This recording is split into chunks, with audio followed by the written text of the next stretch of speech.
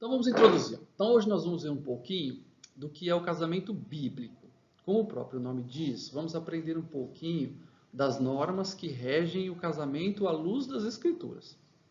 No pleno século XXI, vamos ter que examinar essa união tão antiga, mas que é um dos assuntos mais deturpados de todos os tempos. Esse singelo estudo visa aqueles que já casaram e também aqueles que ainda não adquiriram matrimônio. Tá bom, filho?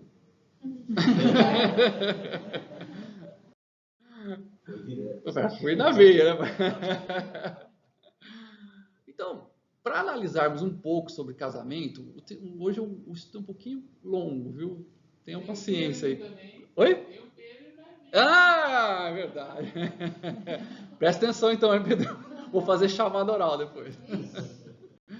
Vamos analisar um pouquinho sobre o casamento. Precisamos ver o que aconteceu no início, lógico, né? Em Gênesis. No livro, temos a criação daqueles que compõem o casamento, o homem e a mulher. O que aconteceu no início com Adão e Eva nos dá grandes detalhes do pensamento de Deus para o matrimônio. Tudo começa com a criação do homem.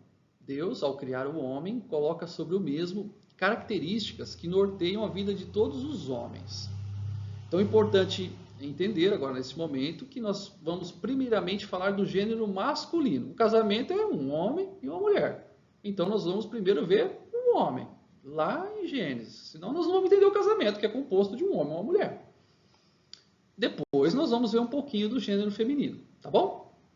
Vamos lá. Após criar os animais, então Deus cria o homem. Vamos ver, já tem detalhes aqui, ó. Já na criação, também disse Deus: façamos o homem à nossa imagem, conforme a nossa semelhança, tenha ele domínio sobre os peixes do mar, sobre as aves dos céus, sobre os animais domésticos, sobre toda a terra e sobre todos os répteis que rastejam pela terra. Gênesis 1, 26. Então, o primeiro fato importante para entendermos o casamento é compreendermos as características inatas, inerentes, né? O que é isso? Ó? Que nascem com o homem, né?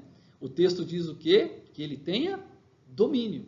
Deus cria e fala assim, tenha ele domínio. Isso é uma característica do homem, que já nasce, na sua criação, Deus já coloca e fala assim, ó, façamos o Deus, façamos o homem, tenha ele domínio.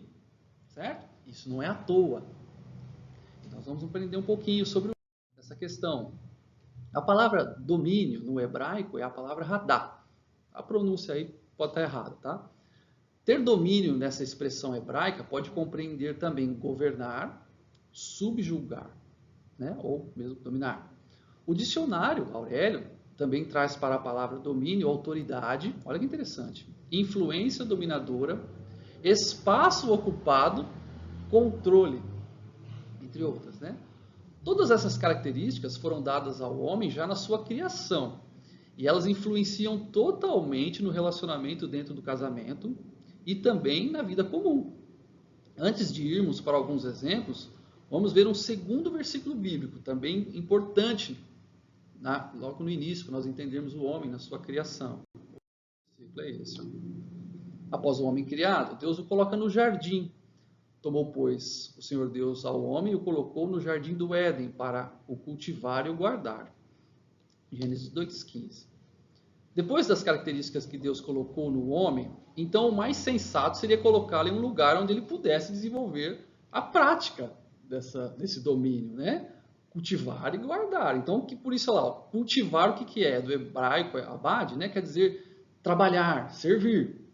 Já a palavra guardar, do hebraico chamar, também quer dizer vigiar, observar, proteger. Então, se Deus coloca ele, é porque esse domínio serve para isso, olha lá, para ele servir, para ele vigiar, para ele observar, ele ter domínio. Estão entendendo? Isso mesmo, muito bom.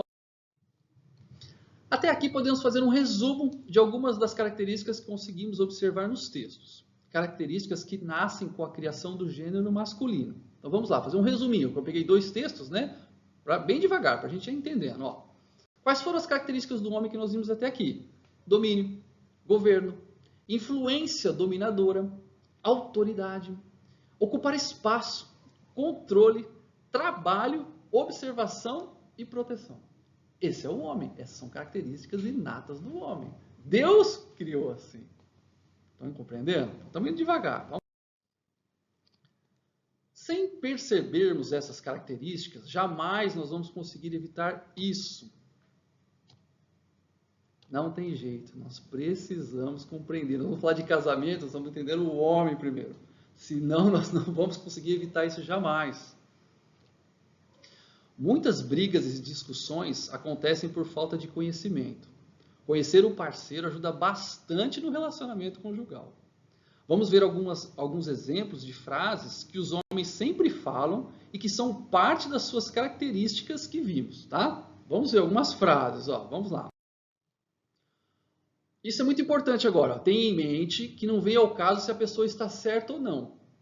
Apenas a frase que a gente vai colocar aqui, né? Apenas a fala é carregada com as características. Tá? Não estou discutindo aqui se vai estar certo ou não está certo, não. Quero que vocês entendam que algumas falas estão carregadas desse domínio, dessa proteção. Vocês estão entendendo? É característica inata do homem.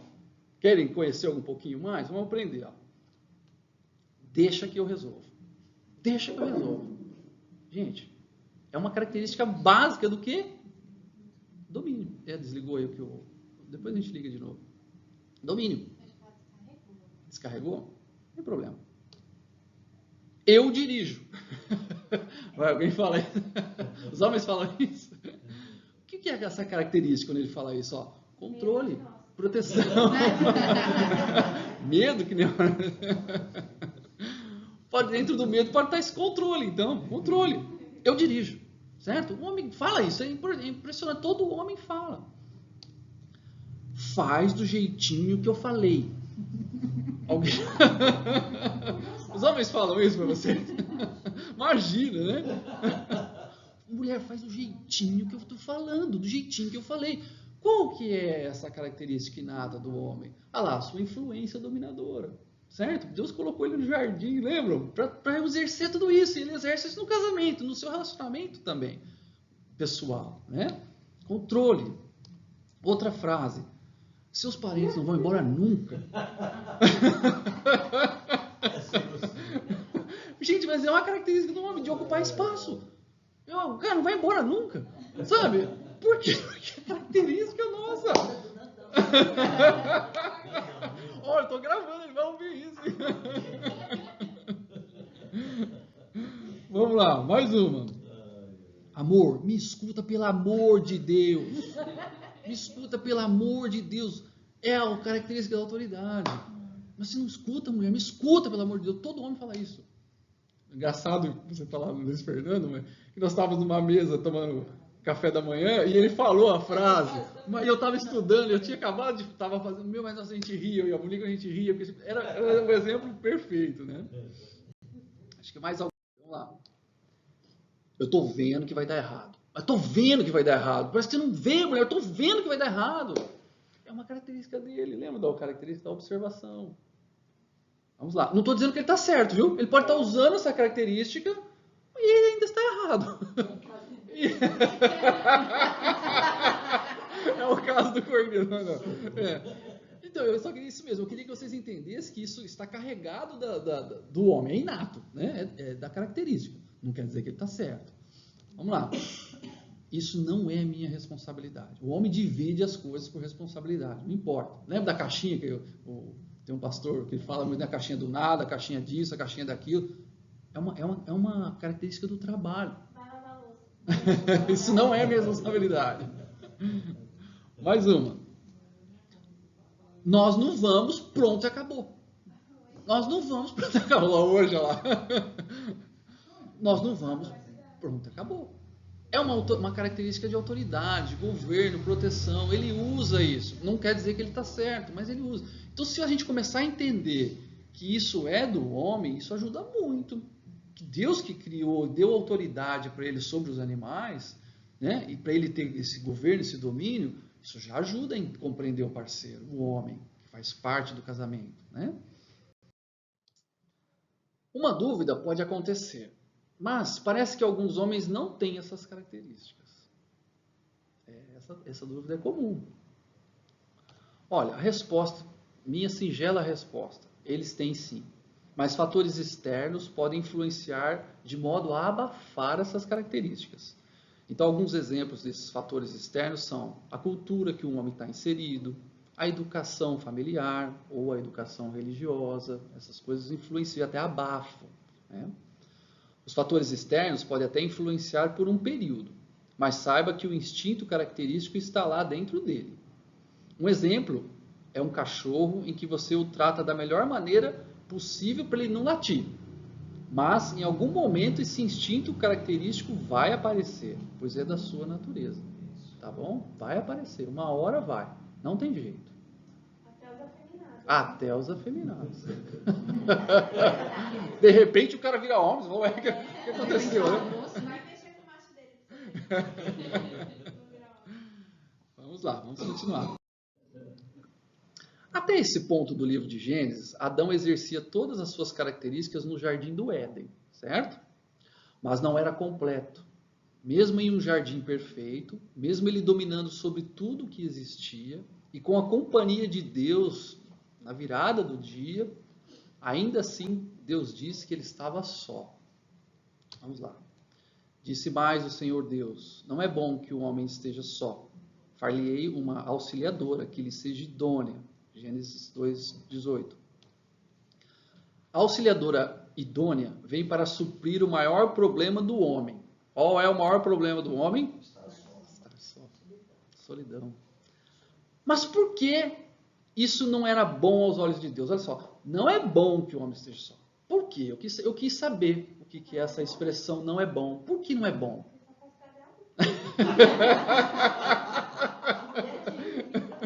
Calma, Mari, calma. Segura a Mari aí, gente. Segura. Gente, só um minutinho, vou levar a Mari.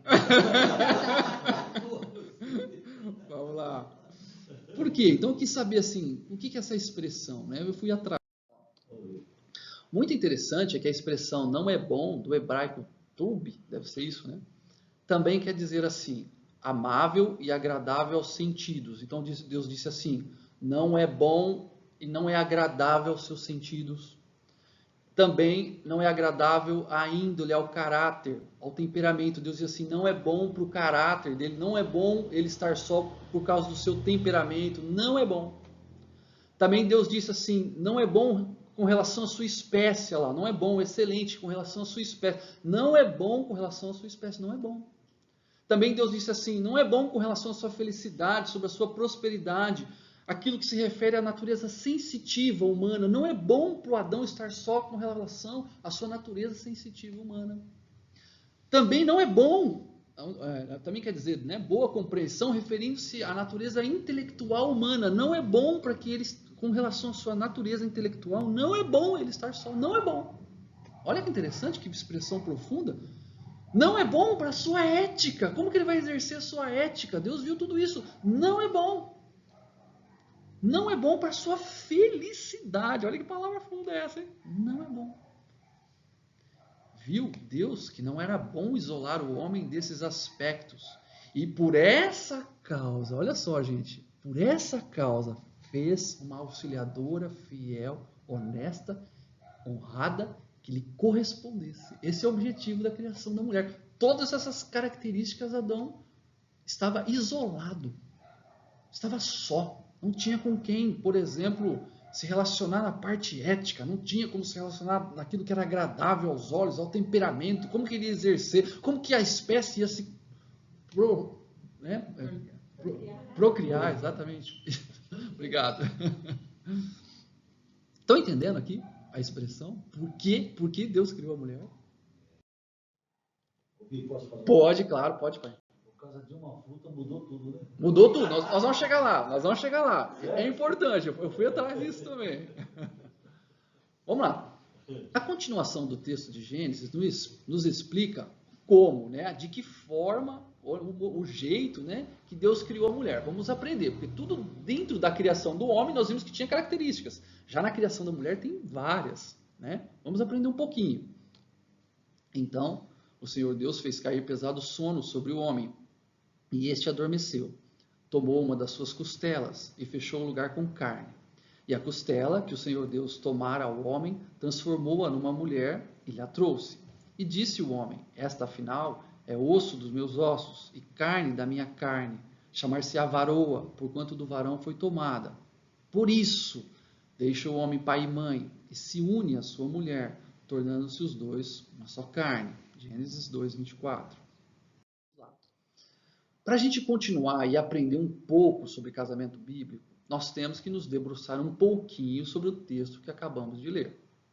Ele deixa bem claro que a mulher é algo que foi tirado do homem, a costela. Agora, não é bom que ele esteja só sem a sua costela. Por essa razão, Adão declara o primeiro versículo do nosso estudo sobre casamento. O primeiro é esse, ó. Por isso, deixa o homem pai e mãe e se une à sua mulher, tornando-se os dois uma só carne.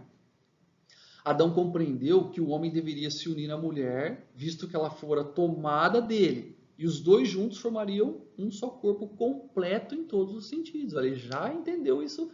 Não é bom, lembra? Ele já entendeu isso. Por isso que ele fala isso. Olha, então, deixa pai e mãe, une-se à sua mulher, forma com ela uma só carne. Ele já compreendeu que ele estava só. E que esse era o objetivo, dele ser completo em todos os sentidos. Vamos lá, continuar. Então, diante dessa explicação bíblica, e para facilitar o entendimento disso até agora do que eu falei, nós vamos ver umas imagens e descobrir o problema com elas, tá? Dentro disso, lembre-se disso que eu acabei de ler, desse texto. Vamos lá. Qual o problema com essa imagem? Adão e Ivo. Adão e Ivo. Ainda ninguém respondeu, dentro disso que nós estamos estudando. Não se completam. Quem dá mais? Vai. Qual o problema com a imagem, gente? Não é a costela, não foi tirada a costela. Você não vale, pô. Exatamente, gente. Faltam duas costelas. Eles continuam sozinhos. Estão compreendendo? Qual o problema nos dias de hoje que nós estamos vivendo? Qual o problema disso aqui? Não tem costela nessa história. Certo? Eles continuam sozinhos. Eles continuam só, o homem continua só. Vamos lá. E essa? Qual o problema? Não tem costela a mais.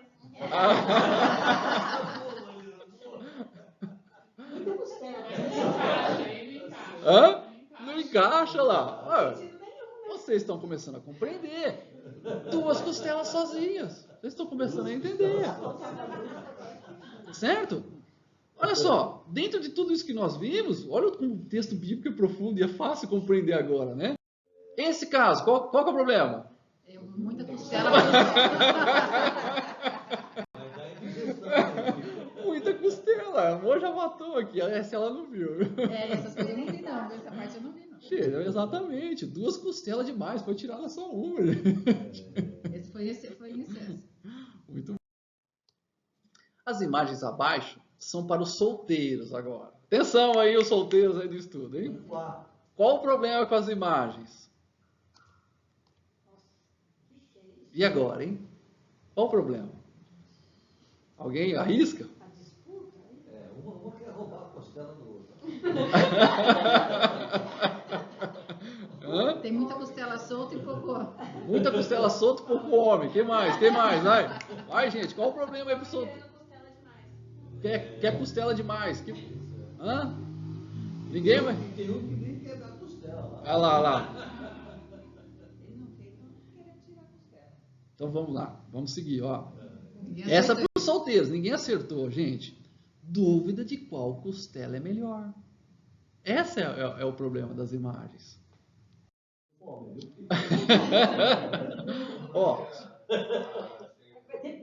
vamos lá. Apenas como curiosidade aos solteiros, vamos analisar bem, né? Vamos analisar as diferenças entre as costelas, certo? Se o cara tem dúvida com relação às costelas, então vamos analisar as costelas. Né? Ó, se o texto bíblico diz que a mulher foi tomada da costela, então será que existem grandes diferenças visíveis entre elas? Vamos ver, certo? Vamos lá, vou pôr as imagens aqui e vocês me falam. Qual é uma diferença entre essas aqui? Maior e menor, tá igual. Hã? E essa, vai, agora, aqui tem até os nomes aqui. Diferenças entre as costelas, vai. Está faltando. Tamanho, nome. Mas são feitas da mesma coisa, não são? Então vou pôr uma esquema de lado aqui, vamos ver se vocês conseguem ver. Diferenças entre as costelas aí, gente, vamos lá. Hã? É masculina e feminina, a diferença? Estrutural, tudo diferente. Estrutura. de homem, da mulher. Dá para entender que é uma do ser homem e outra da mulher. Uma do homem, outra da mulher. Você Que é vê? menorzinho. Impressionante isso. Eu gostei das respostas de vocês. A resposta é simples. A maior diferença visível é o tamanho. Né? A lana é aquela pequenininha da ponta.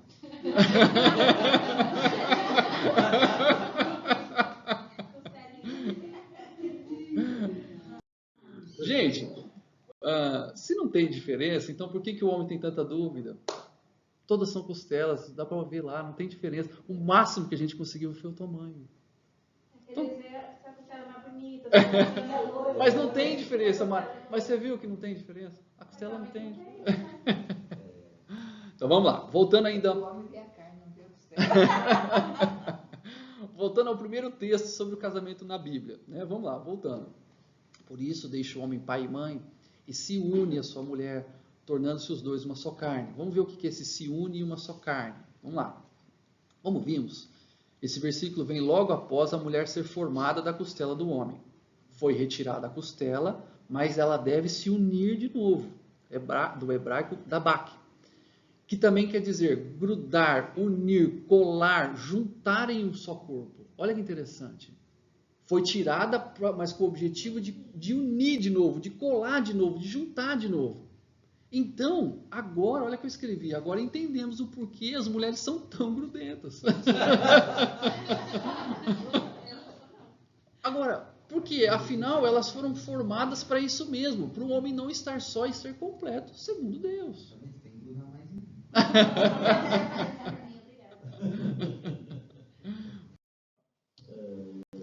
Uma dúvida pode surgir aqui. Mas, como é essa união de modo que os dois se tornem uma só carne? Mas como que isso acontece mesmo? Né? Vamos aprender só um pouquinho. Ó. Primeiro ponto, como que acontece essa união, então? O casamento bíblico. O primeiro ponto que a Bíblia nos traz é que a união seja consumada sexualmente. É o primeiro ponto, certo? Dessa forma ocorre entre os dois uma relação exclusiva e permanente. Exclusiva e permanente. Consumação, depois essa relação é sempre exclusiva e permanente, certo? O segundo ponto bíblico é que essa nova formação de dois em um seja recebida com alegria, acolhimento e amor terno, afetivo, de modo a estarem satisfeitos e contentes. Tá? O terceiro ponto bíblico é que nessa nova formação seja distinguível, perceptível diante dos homens. As pessoas têm que perceber. Por exemplo, a aliança é algo que as pessoas percebem que existe ao compromisso, certo? O símbolo. Muito bom. O baby. Então, esses três pontos aqui, né, são importantes a gente compreender. Ó, relação sexual, exclusiva e permanente, né, um amor afetivo, satisfeito, contente, e que os homens se compreendam. Tá? Por que isso é importante? Por causa do próximo slide. Vamos lá. Dentro dos pontos que vimos, vamos analisar um versículo bíblico e apontar o problema. Difícil essa. Vamos lá, ver se vocês me ajudam aí. Ou não sabeis que o homem que se une à prostituta forma um só corpo com ela? Porque, como se diz, serão os dois uma só carne. Qual o problema com esse versículo? Ele não vai casar com a mulher, mas ele está cedendo a parte. Ele não vai casar. Tem o ato sexual. Muito bom, amor.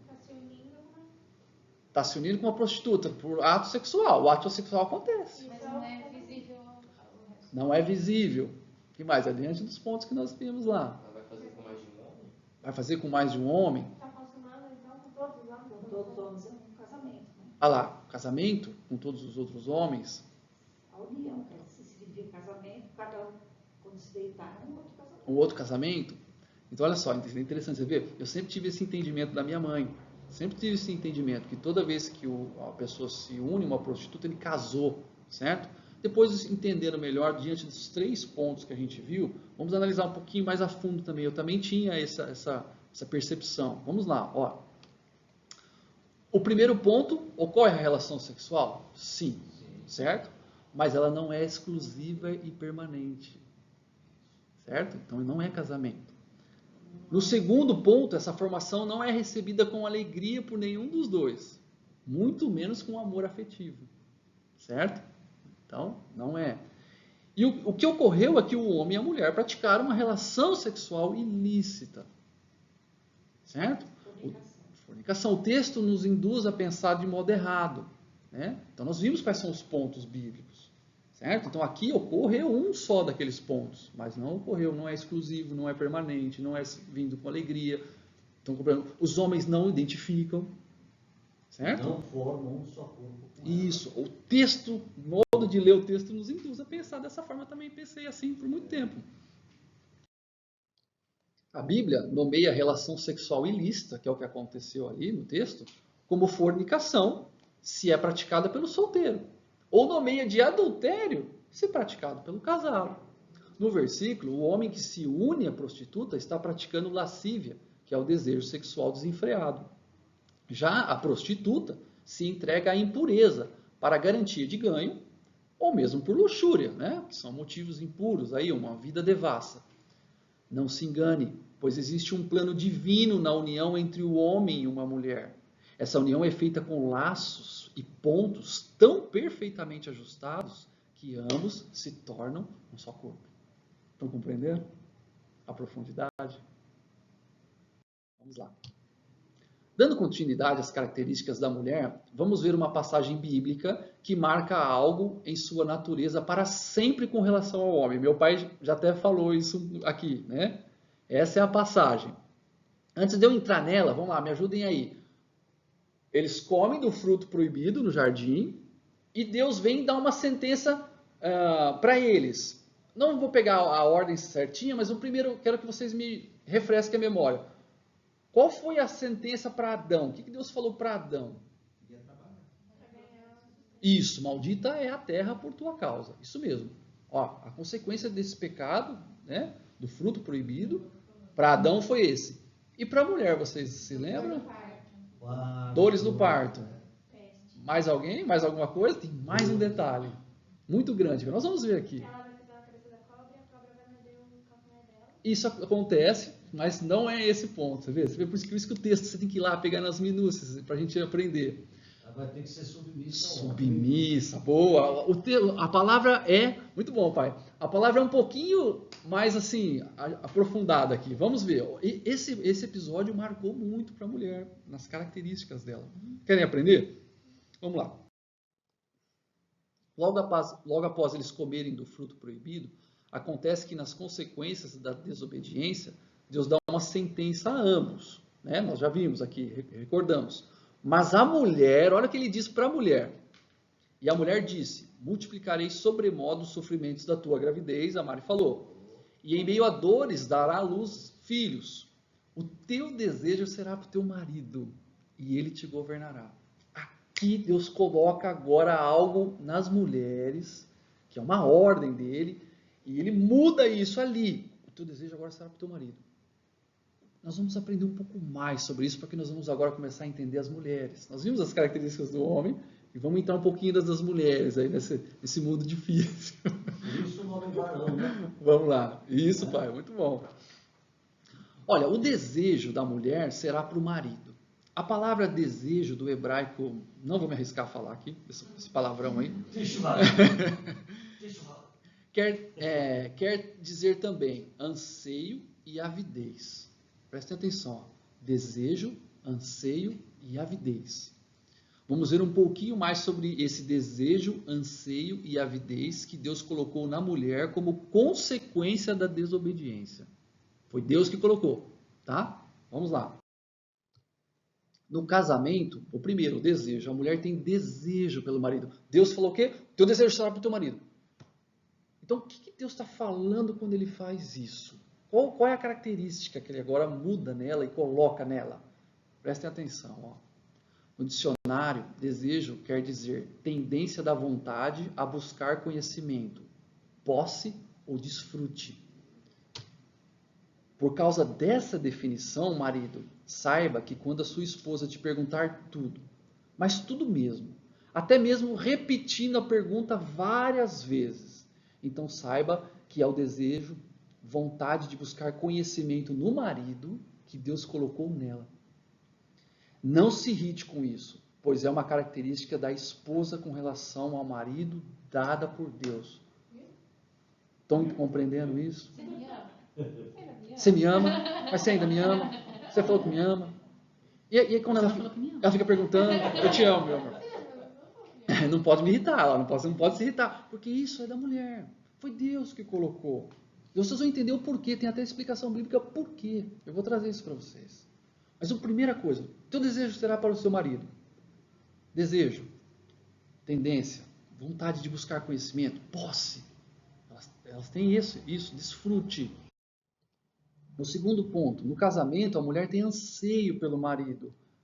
No dicionário, anseio quer dizer desejo ardente, ânsia, angústia, aflição.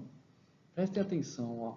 Por causa dessa definição, marido, saiba que com relação a você, a sua esposa tem sofrimentos morais intensos. Se o que ela for te dizer, presta atenção, ó, se o que ela for te dizer contiver uma pequena dúvida moral, ou seja, né, se ela tem uma dúvida se aquilo que ela vai falar está certo ou não, ou uma dúvida, essa é mais profundo, se aquilo que ela for te dizer vai acarretar uma dúvida tua com relação a ela, então ela sofre. É o anseio pelo marido. Foi Deus que colocou, ela sofre. Olha que interessante. Muitas vezes ela vai ficar calada e se ela for se arriscar a falar, pode ser que venha por códigos. Estão compreendendo a mulher? Mulher é um bicho complicado. Ela tem esse anseio, ela tem essa aflição, angústia. Ela tem desejo, ela tem problemas nessa parte de moral. Se o que ela for falar, vai ter está certo, está errado, mas o que ele vai pensar de mim? Olha só, não se irrite com isso. É dela. Foi Deus que colocou. Não estou dizendo que ela está certa ou que está errada, mas saiba que é uma característica. Esse é o estudo. Tá bom? Terceiro ponto. No casamento, a mulher tem avidez pelo marido. No dicionário, avidez quer dizer intenso, sede, ansiedade ou sofreguidão. Sofreguidão. É boa. O que é isso? Eu coloquei aqui, ó, ambição ou desejo ardente de obter algo sem demora. É impressionante que a palavra mais difícil aqui é o que mais me explicou. Ela tem desejo ardente, de obter algo sem demora. Então vamos lá, para ontem. Por causa dessa definição, marido, saiba que existe na esposa uma expectativa que queima, olha só, de retorno rápido, uma contrapartida. Não demore a elogiá-la quando for o caso, não espera para dar atenção, pois ela tem sede disso e é ardente. Ela é ávida, porque foi Deus que colocou nela essa lei com relação ao marido. Avidez, tem desejo, tem anseio, tem avidez. Não é? 50 de casado? Não, 47. Vamos lá. A Bíblia é tão fantástica que Deus explica o porquê colocou o desejo da mulher para o marido. Por que Deus fez dessa forma? Por que depois do pecado ele fez assim? Eu fui buscar essa resposta. A resposta se encontra 10 versículos antes. A serpente, que era sagaz e astuta, conseguiu enganar a mulher exatamente no desejo. Você sabia? No desejo. Olha só, vamos ao texto. Vendo a mulher que a árvore era boa para se comer, agradável aos olhos e árvore desejável para dar entendimento. Desejo, árvore desejável. Tomou do fruto, comeu e deu também ao marido. Ele comeu. Aonde que a serpente enganou a mulher? No desejo. Então o que Deus faz depois do pecado, do erro? Ele faz o quê? Porque a mulher foi enganada. Deus então coloca o desejo, a ânsia, a avidez agora apontada para o marido. Para que vocês não sejam mais enganadas. Quer ter entendimento? É para o teu marido que eu vou colocar o desejo. Quer retorno? É dele. Tá? Quer alguma resposta rápida? É dele. Você foi enganada no teu desejo. Estão compreendendo isso? Por que ele fez dessa forma? Graças a Deus ele fez assim. Então nós não podemos nos irritar. A mulher é assim. No casamento bíblico. Estão compreendendo? Desde que nasce, por quê? Saiba, marido, que o que Deus fez tornou a mulher muito, mas muito mesmo insegura. Essa é uma resposta, uma desobediência do pecado. Tornou ela insegura. Teu desejo vai ser para o teu marido. Agora ela é insegura. Ela tem a resposta dele. É apontada para ele. É assim. Isso tornou ela insegura. Sabe aquele momento que você não está vendo e ela não cochila em espiar o que você está fazendo? Sabe aquela fuçada básica que ela dá no bolso da sua calça? Ou se ela puder, ela vai fuçar no teu celular, sabe? Isso se deve a uma característica que a Ana está rindo que se matando. Isso se deve a uma característica que ela herdou devido à desobediência. Então, por favor, entenda. Ela é insegura. Entenda, uma característica. Foi uma consequência do pecado. Ela vai fazer isso. Queira você, não. Goste você, ela vai fazer. Ela é insegura, não tem jeito. Estão compreendendo? Não se irrite. Entenda. É característica.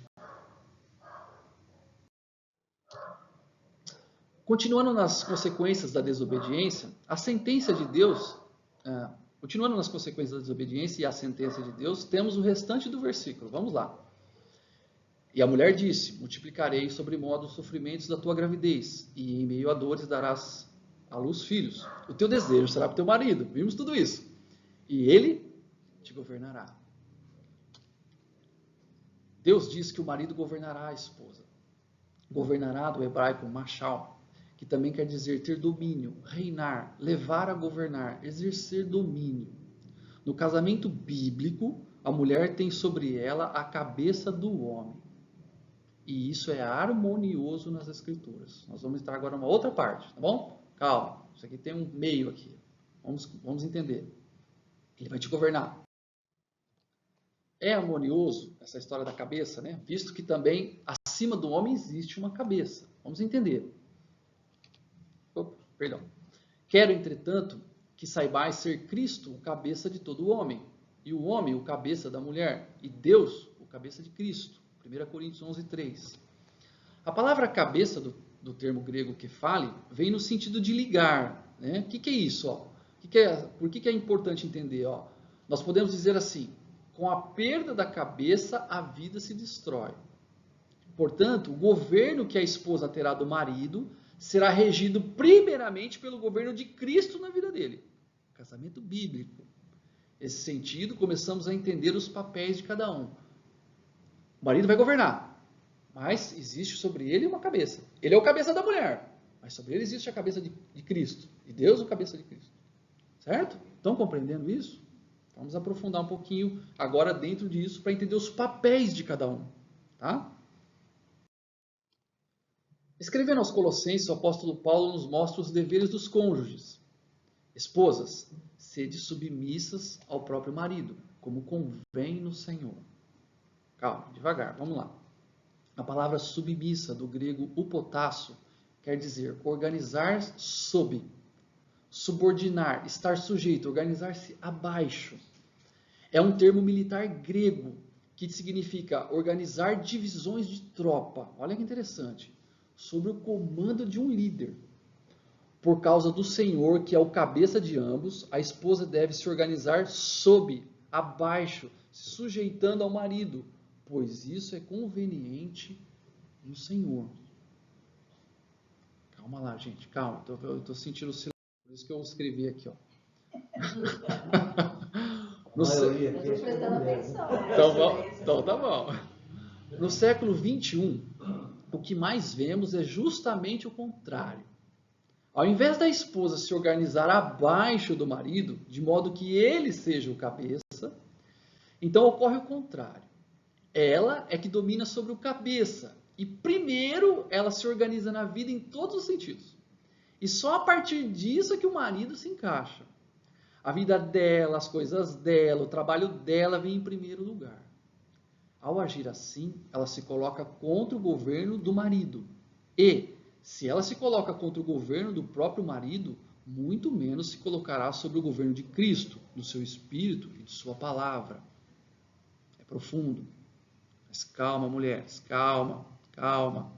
Calma lá. Mas calma, esposas, pois antes que vocês comecem a reclamar, que isso é muito profundo que nós lemos, saiba que Paulo também continua. Ele diz assim: maridos, amai vossa esposa e não a trateis com amargura. A palavra amai, do grego ágape, quer dizer amar com amor sacrificial. Deus quer que o marido ame a esposa a ponto de dar a sua própria vida por ela. Mesmo que doa, mesmo que exija, mesmo que seja penoso, mesmo que ela se torne um inimigo. Não tem jeito, pois a Bíblia diz para amarmos até os inimigos. O governo do marido deve ser um governo de amor. Estão compreendendo? É um governo de amor, porque sobre ele tem Cristo. Estão entendendo? O marido do século 21 deve viver e tratar a esposa com discernimento. Deve estar consciente que Cristo é o seu cabeça e que ambos, marido e esposa, estão no mesmo corpo de Cristo. Ela é a parte mais frágil, ela é a costela. Ele deve considerar o porquê ela foi formada. Se vocês se lembram do início do estudo, a mulher foi formada para que o homem não esteja só, de modo a lhe ser agradável, amável, excelente, de modo que ele seja próspero, de modo que ele tenha boa compreensão. Ou seja, no fim, para que ele seja feliz.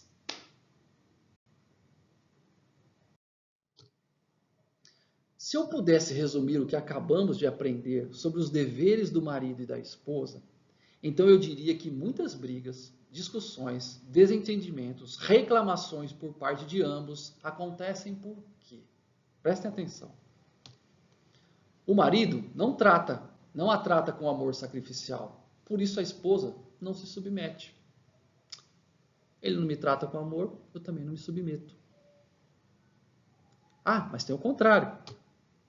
A esposa não se submete ao marido, por isso ele também não a trata com amor. Ela não se submete, então também não trata com amor.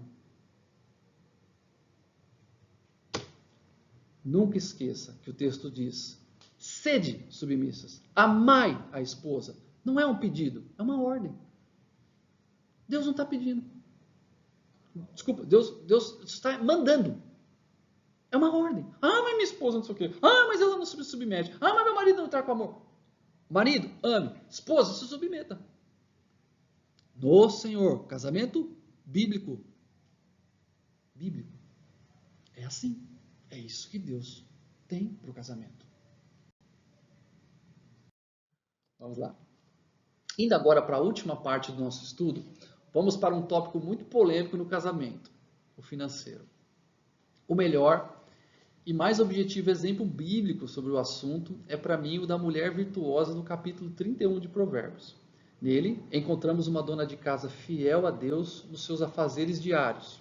Ela é também eficiente na economia doméstica, trazendo muito lucro para a família. Em resumo, o texto a descreve como a esposa e mãe ideal. Por isso, o último versículo, do texto que nós vamos ler o capítulo inteiro aqui só para vocês verem, O último versículo mesmo é o que eu quero pegar sobre essa mulher virtuosa, tá? Vou ler o texto aqui rapidinho, só para... Ele está pequeno ali, Mas vamos lá. Mulher virtuosa, quem a achará? O seu valor muito excede o de finas joias. O coração do seu marido confia nela, e não haverá falta de ganho. Ela lhe faz bem e não mal todos os dias de sua vida. Busca lã e linho, e de bom grado trabalha com as mãos. É como um navio mercante, de longe traz o seu pão. É ainda noite, já se levanta, e dá mantimento à sua casa, e tarefa às suas servas. Examina uma propriedade e adquire-a. Planta uma vinha com as rendas do seu trabalho. Cinge os lombos de força e fortalece os braços. Ela percebe que o seu ganho é bom. A sua lâmpada não se apaga de noite. Estende as mãos ao fuso, mãos que pegam na roca. Eu fui ver isso aí, como você fazer tear, isso mesmo. Abre a mão ao aflito e ainda a estende ao necessitado. No tocante à sua casa, não teme a neve, pois todos andam vestidos de lã escarlate. Faz para si cobertas, veste-se de linho fino e de púrpura. Seu marido é estimado entre os juízes, quando se assenta com os anciãos da terra. Ela faz roupas de linho fino e as vende-as, e dá cintas aos mercadores.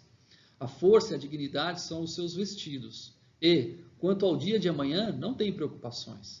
Fala com sabedoria, e a instrução da bondade está na sua língua. Atende ao bom andamento da sua casa, e não come o pão da preguiça. Levantam-se seus filhos e lhe chamam ditosa. Seu marido a louva, dizendo: muitas mulheres procedem virtuosamente, mas tu a todas sobrepujas. Enganosa é a graça, e vã a formosura. Mas a mulher que teme ao Senhor, essa será louvada. Dai-lhe o fruto das suas mãos, e de público a louvarão as suas obras. É lindo esse texto, né? É lindo, né? Vamos lá, vamos aprender que é o finalzinho aqui que eu vou pegar, né? Ó. Dai-lhe o fruto das suas mãos, e de público a louvarão as suas obras. Comentando essa expressão na minha Bíblia, né, o Dr. Russell Shedd, ele diz assim, ó, o que é dai-lhe o fruto das suas mãos? Fazer com que a dona de casa esforçada participe de bens em igualdade de condições, para que ela, fim do trabalho, né, terminado o trabalho, não tenha de pedir ao seu marido coisas a ela necessárias, como que esmolando. Essa igualdade de condições é uma recompensa merecida pelo seu trabalho. Sobre isso, quero compartilhar uma visão minha sobre o trabalho doméstico. Mas vocês compreenderam aqui? Dá o fruto das suas mãos, ela trabalha, dá o fruto, ela não tem que esmolar para o marido, ela tem que ter as mesmas condições de igualdade. Estão compreendendo? Gente, é a minha visão aqui, tá? Ó. Para mim, o serviço de casa é muito mais custoso, muito mais. É um serviço que exige esforço, é demorado, é super repetitivo, tem hora para começar, mas não tem hora para terminar, não tem final de semana e muito menos férias. Sem contar que ela tem que gerir filhos, marido, cachorro, gato, supermercado... gerir as contas domésticas e por aí vai. É um contraste total com aqueles que trabalham, por exemplo, numa empresa, né? O cara lá tem horário, tem ergonometria, cadeira toda ajeitada com o pescoço, tem horário do almoço, bonitinho, 13º, e até ar-condicionado, né? Agora, e se ela não for tão virtuosa assim como a mulher de Provérbios, né? E se ela não for tão virtuosa assim? O trabalho de casa realmente é muito mais custoso, né? Mas e se ela não for aquela que nós lemos, né? Que acabamos de aprender. Vamos ver um vídeo aqui. Esse vídeo é engraçado, eles já estão rindo porque elas já... Vamos lá. E eu que fui pedido em casamento tive crise de pânico. Vamos soltar aqui. E eu que fui pedida em casamento e tive crise de pânico. O que eu vou fazer? Eu não sei lavar uma roupa. Como é que eu vou lavar as roupas dele, social? Que ele precisa de um casamento. Não sei limpar uma casa. Ele vem de boa. E eu que fiquei noiva na virada e meu noivo nem sabia a qual dedo botava a aliança.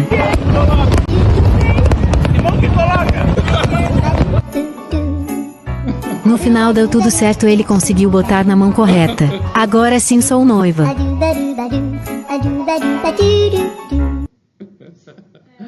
Gente, e se isso acontecer? Né? Nós falamos de uma mulher virtuosa, aprendendo sobre casamento bíblico, mas e se acontecer esse caso, né? Vocês querem aprender um pouquinho? E eu que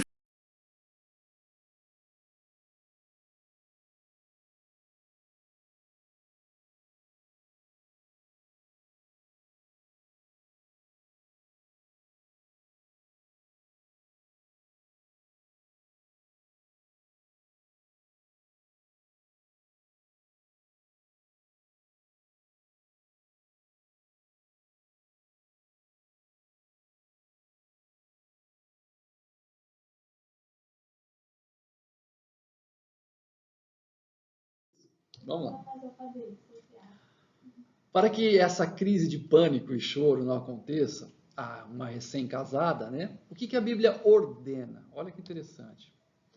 Lá em Tito 2, do 3 ao 5. Quanto às mulheres idosas, semelhantemente, que sejam sérias em seu proceder, não caluniadoras, não escravizadas a muito vinho, sejam mestras do bem, a fim de instruírem as jovens recém-casadas a amarem o marido e a seus filhos, a serem sensatas, honestas e boas donas de casa. bondosas, sujeitas ao marido, para que a palavra de Deus não seja difamada. Né? As escrituras, elas antecipam, elas sabem tudo o que pode acontecer. Né? Aí, ó, graças a Deus. As duas, não posso reclamar, me ajudaram muito.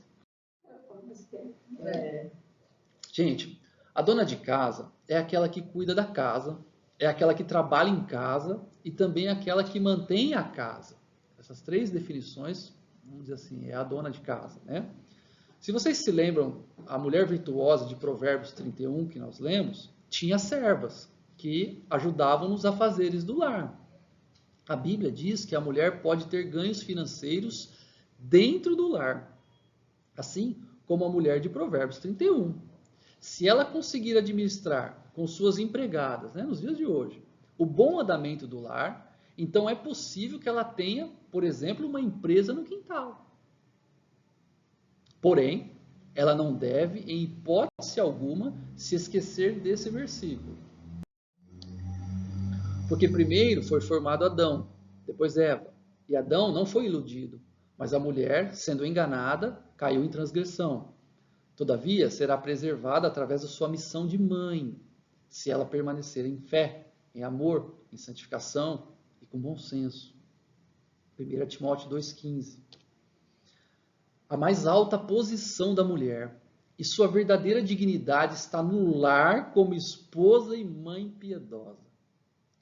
Ela não poderá ter maior alegria, realização interior, bênção ou honra do que a de tornar-se esposa e mãe cristã. Portanto, ela pode ter renda no lar, mas isso não pode vir em primeiro lugar. Estão compreendendo? Porque é no lar que ela vai ter tudo isso. Tudo bem? Vivemos dias em que ideologias, culturas, sociedades e até igrejas rejeitam o propósito da mulher, rebaixando a família, o lar e a maternidade cristã. Nós vivemos dias assim, gente. A consequência disso é a desintegração dos casamentos, das famílias, fazendo com que os filhos se percam sem norte, pois ficam sem referência daquilo que deveria ser exemplo para eles. Maridos, esposas, na força do Senhor, mantenham-se casados. Se alguém quiser prevalecer contra um, os dois lhe resistirão. O cordão de 3 dobras não se arrebenta com facilidade. Não vou explicar. Não vou explicar isso. Vocês já entenderam. É um casamento bíblico. O cordão de 3 dobras é Cristo. É um casamento bíblico cristão. O cordão de 3 dobras. Tem que ter Cristo nesse relacionamento. Tem que ter. Senão é fadado ao fracasso. Não tem jeito. Não tem jeito. Finalizando, Salomão escreveu no livro de Provérbios: o que acha uma esposa, acha o bem e alcançou a benevolência do Senhor.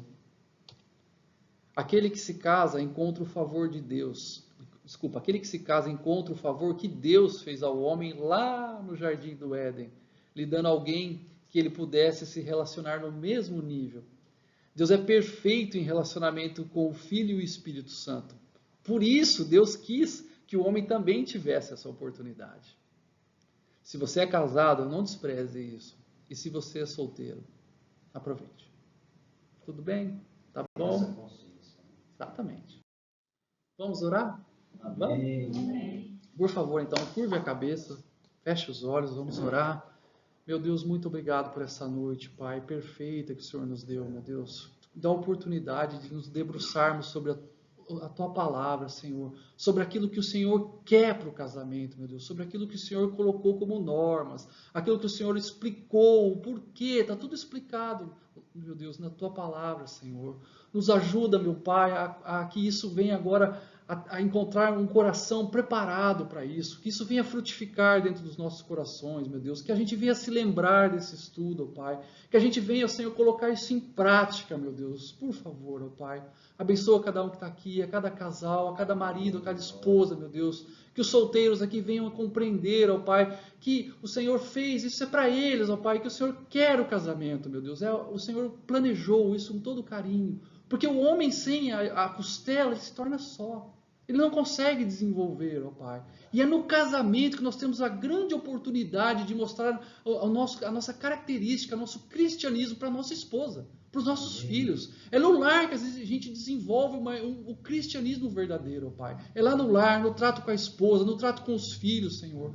Por favor, abençoa cada casal aqui, meu Deus. Por favor, ó Pai. Que essa mensagem alcance outros, meu Deus. Por favor, nós te pedimos, Senhor. Muito obrigado por essa noite memorável, Pai. Muito obrigado pelo entendimento da palavra, Senhor. Por favor, ó Pai, abençoa também o alimento que vamos comer agora, Senhor. Para a honra e glória do teu santo nome, eu te louvo e te agradeço em nome de Jesus. Amém? Amém. Aê!